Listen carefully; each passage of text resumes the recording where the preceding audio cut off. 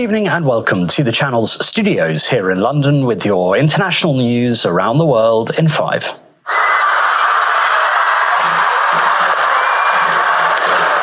People across the world are beginning to say goodbye to 2024 and ring in 2025.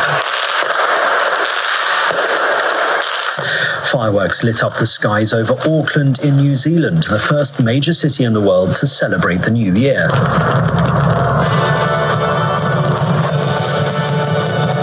Next up, it was Sydney and most of Australia's east coast. Happy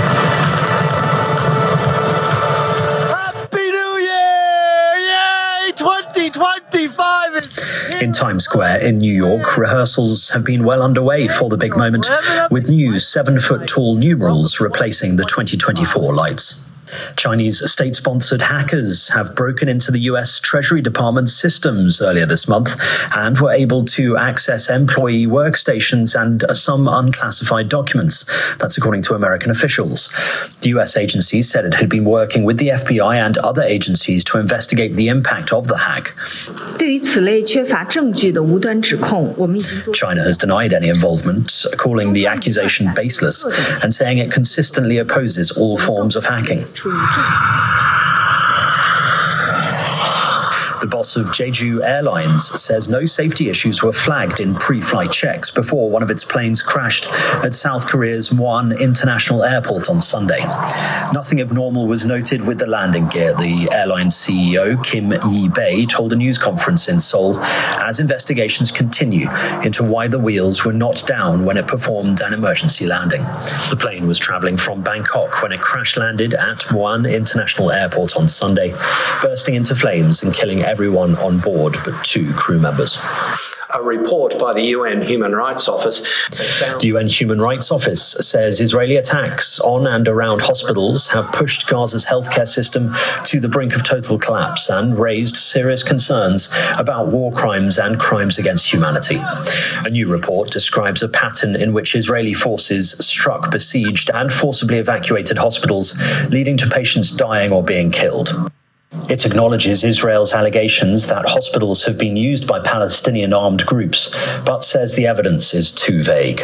From the destruction of buildings and facilities to the killings of patients, staff and other civilians, raising serious concerns about Israel's compliance with international law. Syria's new leaders are reported to have given some foreign Islamist fighters senior official posts in the country's armed forces. The army is being reorganized by Hayat Tahrir al-Sham, the Islamist group that is now effectively in charge of the country. It is likely to raise concerns inside and outside of Syria over the role radicalized foreign militants could play in the country's future. Thousands of people have gathered in the heart of Bangladesh's capital to join a march for unity demanding capital punishment for the country's ousted former premier, Sheikh Hasina, who fled to India. The rally, organized by Students Against Discrimination, occurred at Dhaka University, the same group that led the mass movement to overthrow Hasina's 16-year rule. An organizer said at least 5,000 people from across the country attended the rally. Israeli Prime Minister Benjamin Netanyahu has returned to duty in the Knesset to vote for a government tax bill. Mr. Netanyahu underwent successful prostate removal surgery on Sunday. According to local media, the Prime Minister left Hadassah Ain Kerem Hospital, where he was receiving treatment, against his doctor's advice. Angelina Jolie and Brad Pitt have reached a divorce settlement following an 8-year legal battle.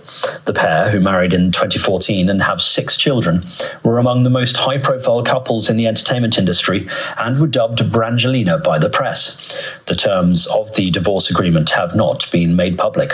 2, 1, 0. And an Indian-made rocket has blasted off from a site north of Chennai carrying 2 satellites, which will test space docking.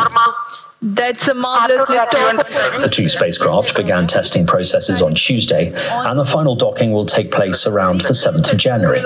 India hopes to become only the 4th country with such technology after Russia, the United States, and China. And that's your international news around the world in 5. Now back to the channel's studios in Lagos.